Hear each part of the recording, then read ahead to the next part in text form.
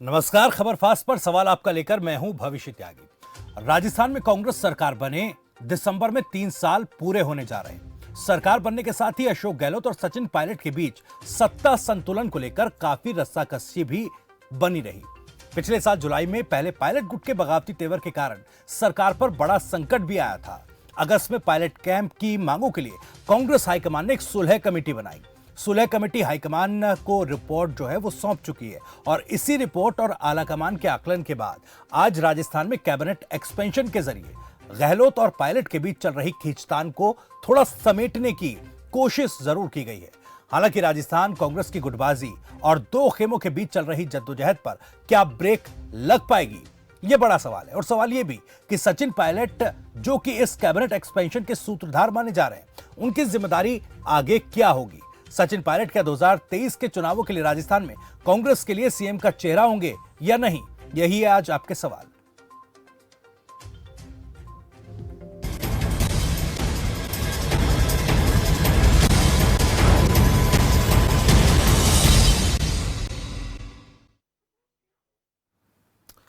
तो आपको बता दें कि आज गहलोत मंत्रिमंडल विस्तार किया गया है। इसके तहत 15 नए मंत्रियों ने शपथ ली है। इनमें जहां कुछ नए चेहरे शामिल किए गए हैं, वहीं पुराने लोगों को प्रमोट भी किया गया।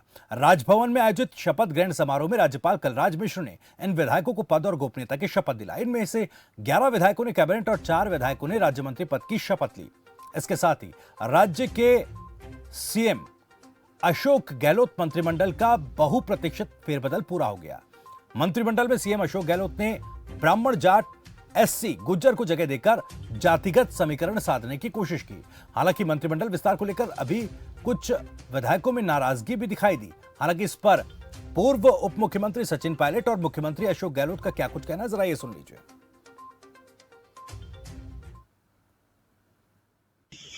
सबका हमेशा से कांग्रेस पार्टी के साथ खड़ा रहा, उसको एक प्रोपोर्शनल रिप्रेजेंटेशन, एक पार्टिसिपेशन देने का काम किया है। और मैं धन्यवाद देना चाहता हूँ सोनिया गांधी जी का, माधव जी का, गहलोत जी का, सिद्धार्थ जी का, सब लोगों ने सब नेताओं से चर्चा करी और इतना बड़ा जो फेरबदल हुआ है ये बहुत व्यापक दृष्टिकोण रखकर किया गया है। अच्छा हुआ है, सब लोग खुश हैं। आप देख रहे हो पूरे प्रदेश के अंदर वेलकम हुआ है।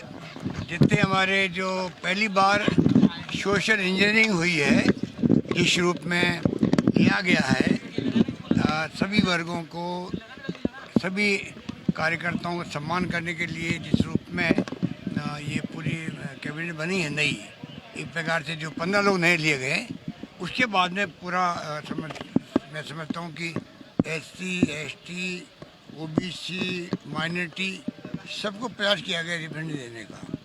अच्छे ढंग से हुआ है, सब लोग बहुत खुश हैं। पर हम लोगों ने भी सोचा अगले चुनाव की तैयारी आज से शुरू हो गई हमारी। तो इस कैबिनेट एक्सपेंशन के बाद कई सवाल उठ रहे हैं। ये क्या सवाल हैं, जरा आपको दिखाते हैं। तो मंत्रिमंडल में फेरबदल से क्या कांग्रेस के अंदर चल रही गुटबाजी थम जाएगी? क्या एक खींचतान जो चल रही थी उस पर ब्रेक लगेगा? सचिन पायलट पर, माफ कीजिएगा, सचिन पायलट क्या गहलोत पर अब भारी पड़ रहे हैं? कैबिनेट एक्सपेंशन के बाद भी आखिर ये घमासान जारी क्यों? क्योंकि देखिए कुछ विधायकों की नाराजगी भी सामने आई है। मंत्रिमंडल में फेरबदल क्या 2023 की तैयारी शुरू कर दी गई है? पायलट की उड़ान और कौन सी मिलेगी कमान, ये सबसे बड़ा सवाल है। क्योंकि अभी मंत्रिमंडल में किसी तरह की जिम्मेदारी सचिन पायलट को नहीं मिली है और कुछ खास मेहमान भी इस पर बातचीत करने के लिए हमारे साथ जुड़ गए हैं। कविराज सेठी बीजेपी का पक्ष हमारे साथ साझा करेंगे, वहीं विमल यादव प्रवक्ता कांग्रेस हमारे साथ इस वक्त जुड़ गए हैं। उससे पहले आपको भी बता दें कि अगर इस मसले पर आप भी कुछ कहना चाहते हैं, अपनी राय रखना चाहते हैं, कोई सवाल आप पूछना चाहते हैं, तो हमारे इस कार्यक्रम से जुड़ सकते हैं। नंबर्स लगातार आपके टीवी स्क्रीन पर फ्लैश होंगे, आप भी हमें कॉल कर अपनी बात कह सकते हैं। तो अपने पैनलिस्ट के पास चलते हैं, उनका रुख करते हैं। विमल यादव जी, आपके पास आ रहा हूं। देखिए काफी लंबे समय से खींचतान चल रही थी। मेरा सबसे पहला सवाल कि एक्सपेंशन तो हुआ है, उस खींचतान पर क्या ब्रेक लग पाएगी?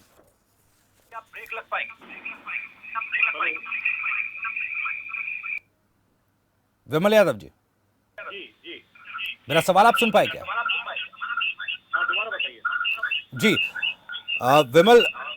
विमल यादव जी, मेरा सवाल यह है, अगर आप सुन पा रहे हैं तो, क्योंकि देखिए कैबिनेट एक्सपेंशन हुआ, सचिन पायलट भी काफी खुश नजर आ रहे हैं, अशोक गहलोत भी कह रहे हैं कि सोशल इंजीनियरिंग हुई है, 2023 की तैयारी वो इसे बता रहे हैं, लेकिन कांग्रेस के भीतर जो खींचतान रस्साकसी चल रही थी दो खेमों में, क्या उस पर ब्रेक लग पाएगी अब?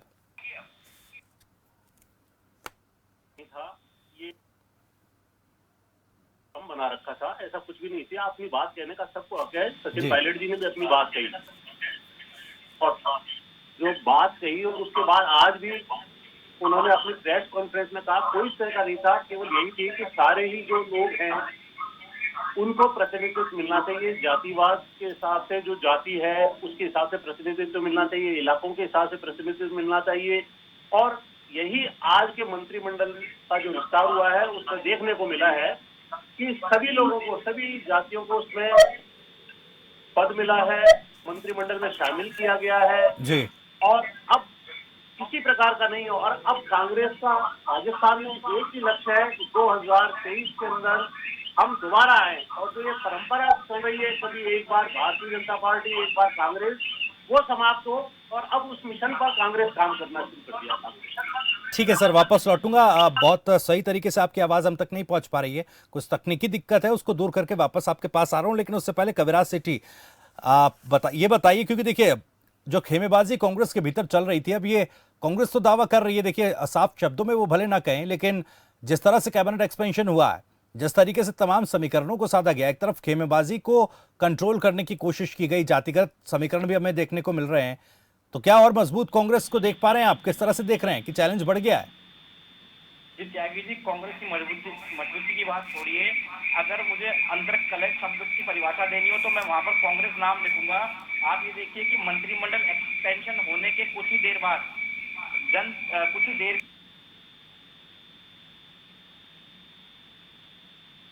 ठीक है सर, आपकी आवाज हम तक नहीं पहुंच पा रही। इसी सवाल के पास साथ में वापस आपके पास लौटूंगा।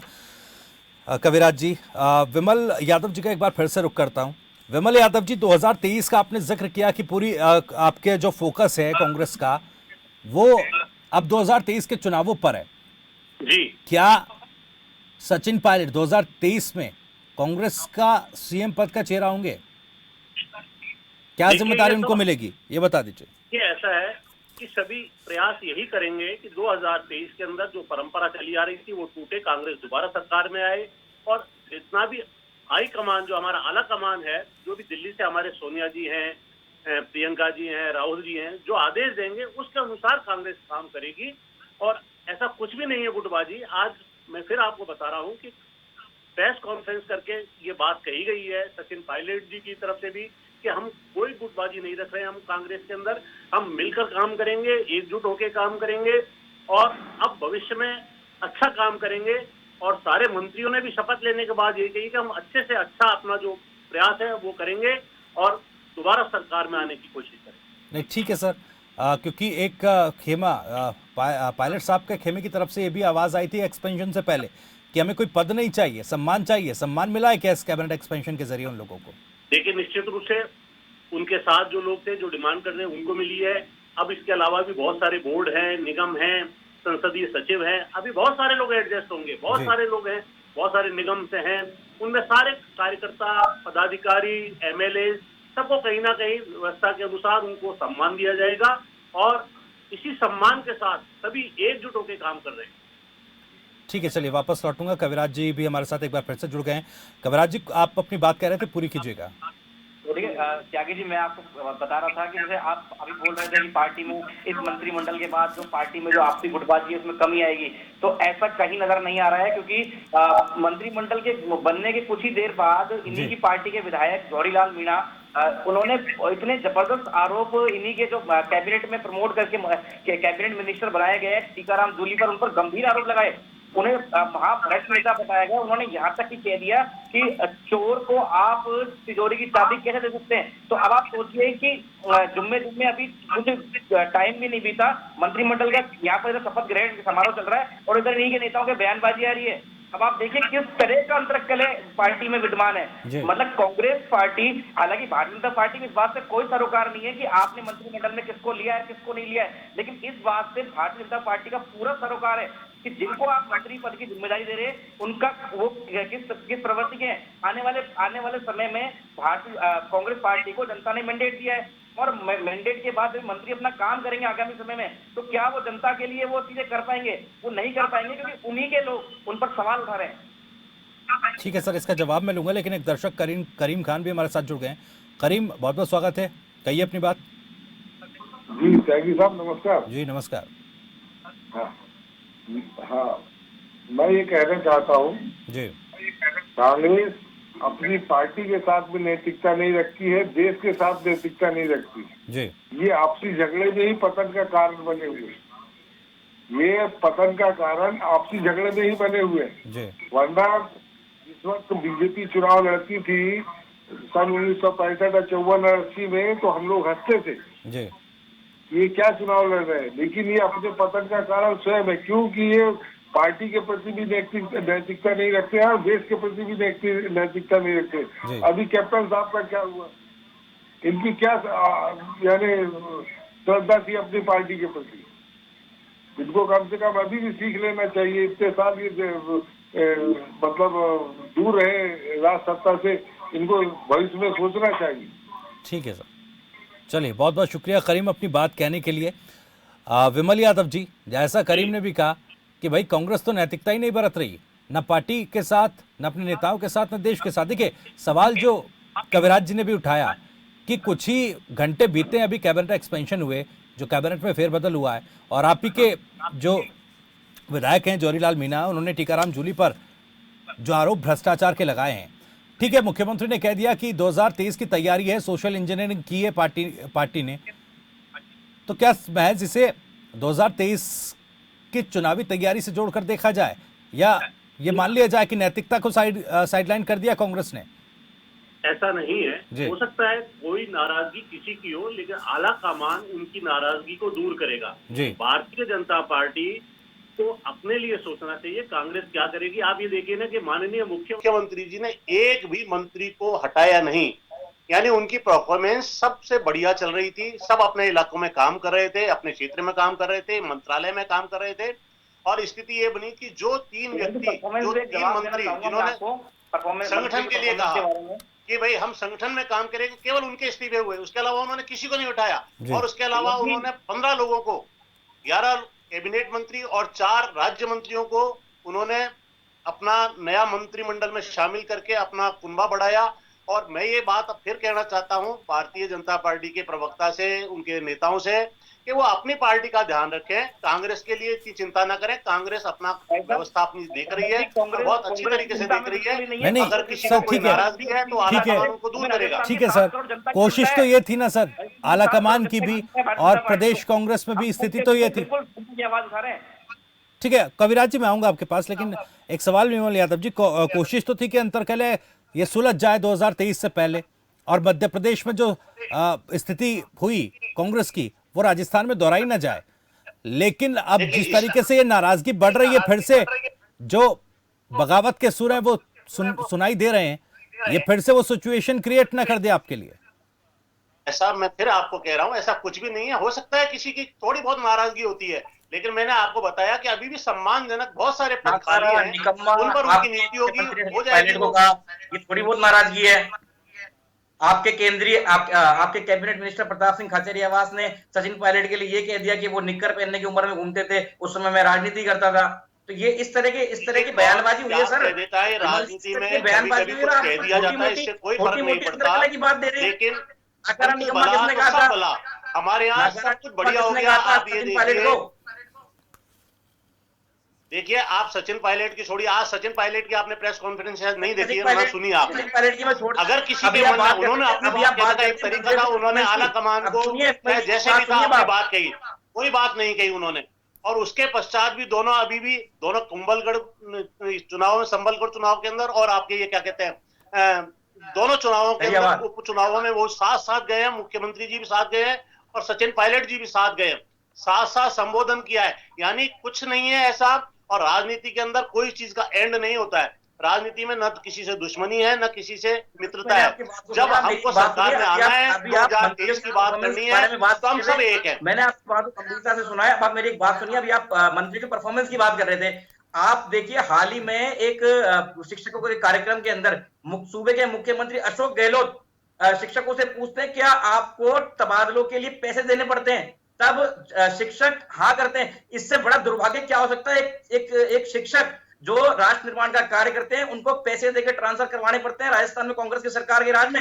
और ये देखिए वर्चुअल बैठक थी एक, जिसमें आप ही के लोगों ने राजस्व मंत्री हरीश चौधरी पर जमकर आरोप लगाए। और छोड़िए, खनन मंत्री प्रमोद जैन भाया के लिए, मेरी बात पूरी कंप्लीट करने दीजिए मुझे। प्रमोद जैन भाया जो खनन मंत्री हैं, उनके लिए भरत सिंह जो आपके विधायक हैं, उन्होंने पोस्टर तक लगा दिए। उनको बकायदा वो निरंतर लेटर लिख रहे हैं कि भ्रष्टाचार हो रहा है। आपका ऐसा परफॉर्मेंस किस बात की परफॉर्मेंस है? ये भ्रष्टाचार में परफॉर्मेंस है। नहीं, ठीक है कविराज, ठीक है कविराज जी, सुनिए, आपके पास नहीं है बोलने के लिए। ठीक है कविराज जी, एक सवाल मेरा आपसे। केंद्र सरकार में क्या हो रहा है? ठीक है, किसानों को कुचल दिया हुआ राजस्थान की बात कर रहे हैं, मंत्रिमंडल केंद्र का नहीं हो, राजस्थान का। ठीक है सर, एक एक करके देखिए, इस तरह से डिबेट नहीं हो पाएगी। अभी किसानों ने आंदोलन किया, आपके एक मंत्री के पुत्र ने कुचल दिया लोगों को। ठीक है सर, उस देखिए क्या किया? आज कैबिनेट एक्सपेंशन को लेकर चर्चा हो रही है और उसी पे सार्थकता के साथ हम चर्चा कर ले तो बेहतर रहेगा। आपने क्या किया? आप दूसरों की बात ठीक है, गिनाते रहते हैं। मुझे देखिए विमल यादव जी एक सेकंड, विमल यादव जी एक सेकंड, कविराज जी से एक मेरा सवाल है। पता लगा विमल यादव जी, मुझे ऑडियो डाउन करनी पड़ेगी, एक सेकंड सर। ठीक है कविराज जी, एक सवाल मेरा आपसे। देखिए फेरबदल हुआ है, नए चेहरे जो है मंत्रिमंडल में कुछ शामिल किए गए हैं। अगर राजस्थान कांग्रेस में इससे स्थिति संभल रही है तो आपको तकलीफ क्या है? क्योंकि देखिए आपने भी तो उत्तराखंड, गुजरात कई जगह पर नेतृत्व परिवर्तन किया है, परफॉर्मेंस तो वहां भी ठीक नहीं थी, तभी ना किया। देखिए नेतृत्व परिवर्तन होना स्वाभाविक है। आप देखिए 1.25 साल का मंथन करने में लग गया, उसमें राजस्थान की जनता को कितना नुकसान हुआ। अब आप देखिए कि सचिन पायलट गुट लेकर के मानेसर चले गए और सरकार होटलों में क्वारंटाइन हो गई। क्या जनता का नुकसान नहीं होता? भारतीय जनता पार्टी जनता की पार्टी है, राजस्थान की 7 करोड़ जनता की पार्टी है, क्यों हमारे को प्रॉब्लम नहीं होगी? जब जनता का अहित हो रहा है राजस्थान में तो हम आवाज उठाएंगे। जी ठीक है सर, वापस लौट रहा हूँ, आ रहा हूँ विमल यादव जी, आ रहा हूँ। सुनिए एक दर्शक प्रदीप भी जुड़ गए, झालावाड़ से एक दर्शक हमारे साथ जुड़ गए। विमल यादव जी आ रहा हूँ आपके पास, आप जवाब दीजिएगा। ठीक है सर, आ रहा हूँ आपके पास, जवाब आप दीजिएगा। लेकिन एक दर्शक झालावाड़ से हमारे साथ जुड़े हैं। प्रदीप बहुत बहुत स्वागत है, कहिए क्या कहना चाहते हैं आप? प्रदीप मेरी आवाज सुन पा रहे हैं आप? प्रदीप अगर मेरी आवाज आप सुन पा रहे हैं तो अपने टीवी सेट की वॉल्यूम को कम कर दें, उसके बाद फोन पर अपनी बात करें। बीजेपी के स्वरूप दल से कहना चाहता हूं। हेलो जी प्रदीप, अपने टीवी सेट की वॉल्यूम को कम कर दें। चलिए ठीक है, फिलहाल प्रदीप बहुत बहुत शुक्रिया। और अपने दर्शकों से मैं एक अपील करना चाहूंगा कि जब भी आप खबर फास्ट से जुड़ना चाहें, अपनी बात कहना चाहें, तो अपने टीवी सेट की वॉल्यूम को कम करके फोन पर ही अपनी बात कहें, उससे आप बेहतर तरीके से आप अपनी बात जो है कह पाएंगे। जी विमल जी, कुछ आप जवाब देना चाह रहे थे? मैं यही कहना चाह रहा हूं, हमारी पार्टी में कम से कम अपनी बात कहने का हक तो है, चाहे वो विधायक हो, चाहे मंत्री हो, चाहे कार्यकर्ता हो। लेकिन आपकी पार्टी में तो केवल एक मोदी जी बोलते हैं, इसके अलावा किसी की हिम्मत नहीं है कोई बोल दे, कोई उनको जवाब दे दे। वो हमेशा दूसरों के मन की बात ही करते रहते हैं, अपने मन की बात तो थोपना चाहते हैं वो लोग। और आपके यहाँ तो कोई अगर गलत हो रहा है तो उसका भी विरोध नहीं कर सकते। हमारे यहाँ कम से कम अपनी बात कहते तो हैं। आपको इस बात से संतुष्ट होना चाहिए। हमारे यहाँ जितने भी अधिकारी हुए, ठीक है सर, आला कमान को इतना वक्त लगा, पूरे साल लड़ते हुए सरकार चलाएंगे, मतलब आप मानते हैं, इस बात को स्वीकार करते हैं आप कि पूरे 5 साल आपके नेता आपस में लड़कर राजस्थान में सरकार चलाएंगे? मानते हैं इस बात को आप? नेता नहीं चलाएंगे। हमारे यहाँ तो कोविड का इतना बढ़िया प्रबंध हुआ है कि आपके प्रधानमंत्री जी भी उस पर हमारी तारीफ कर रहे थे। कोविड का इतना शानदार प्रबंध हुआ, प्रशासन आपके मंत्रियों ने बयान दिए, इतना शानदार, आपने एक पट्टा नहीं दिया अपने कार्यकाल में। हमने 8 लाख पट्टे देने का काम किया और अब काम चल रहा है लगातार प्रशासनों के संग। हम 5 रुपए में पट्टे दे रहे हैं लोगों को। देखिए हमारे कार्यकाल के अंदर इतना काम हो रहा है, आपके यहाँ नहीं हुआ ऐसा काम। आप लोग तो केवल जनता से ईमानदारी से झूठ बोलते रहे हमेशा। आपके तो अभी तक नेता का पता नहीं कि गुलाबगंज नेता है, अधिकारियों को बुला करके कहते हैं कि अगर आपने हमारे निलंबित कर देंगे। किस तरह का दबाव बनाया जा रहा है राजस्थान कांग्रेस द्वारा अधिकारियों पर? किस दबाव में काम करवाते हैं आप अधिकारियों से?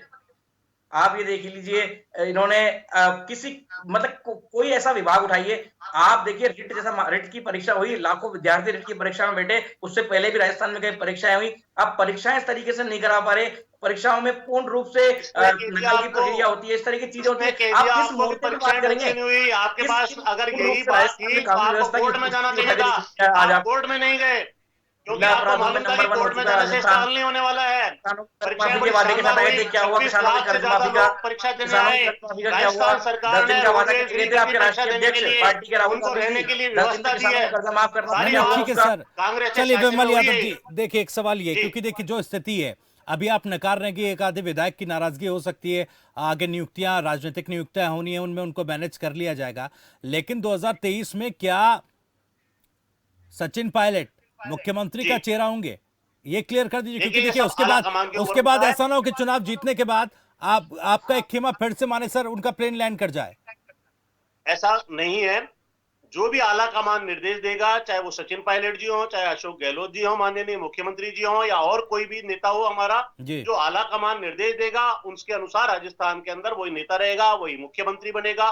सारे काम हमारे आला कमान के निर्देशानुसार होंगे। जी, तो फिलहाल आला कमान को इतना वक्त क्यों लगा? क्योंकि देखिए आप सचिन पायलट भी ये कह रहे हैं कि जिन लोगों ने ग्राउंड पर रहकर चुनाव जिताया था उन लोगों को सत्ता में भागीदारी नहीं मिली, तो ये आखिर 3 साल का वक्त क्यों लगा? देखिए 2 साल तो लगभग कोविड में निकल गए, बिल्कुल आदमी काम करना चाहे तो भी नहीं कर सकता था।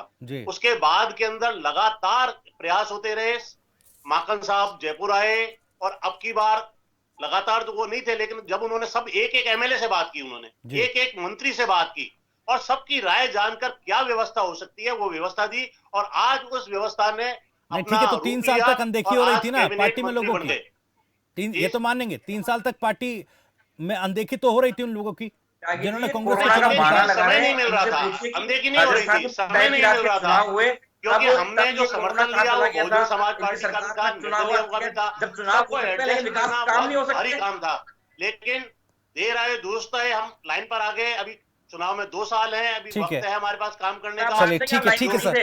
कविराज जी एक आखिरी सवाल आपको क्या लग रहा है? देखिए आप भी विपक्ष में, आपको क्या लग रहा है, क्योंकि ये मामला अंदरूनी कांग्रेस का है, क्या अब लग रहा है कि गहलोत पर भारी पड़ रहा है सचिन पायलट?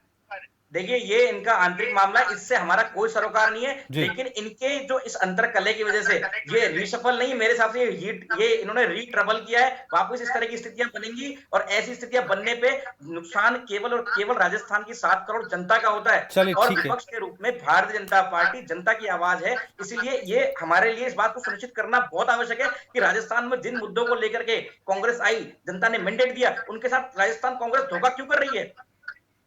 चलिए ठीक है, मेरा वक्त यहाँ पर, बात का जवाब मैं देता हूँ। आपकी जवाब का कांग्रेस जो काम कर रही है 2 उपचुनाव में, आपने उसका रिजल्ट देख लिया, कांग्रेस क्या कर रही है। ठीक है सर, चलिए वक्त मेरे पास खत्म हो गया है। बहुत बहुत शुक्रिया विमल यादव जी और कविराज सेठी जी खबरफास्ट को वक्त देने के लिए और तमाम सवालों के जवाब देने के लिए। तो फिलहाल कैबिनेट एक्सपेंशन हुआ है, बीजेपी ये कह रही है कि रिशफल नहीं रीट्रबल कांग्रेस कर रही है, लेकिन सवाल ये है बड़ा कि आखिर क्या इस एक्सपेंशन के बाद कांग्रेस की जो अंदरूनी कलह है वो थम जाएगी? और दूसरा सवाल ये कि क्या अब 2023 की जो तैयारी कांग्रेस ने की है उसमें सीएम का चेहरा क्या सचिन पायलट होंगे? इसी सवाल के साथ आज इतना ही। नमस्कार।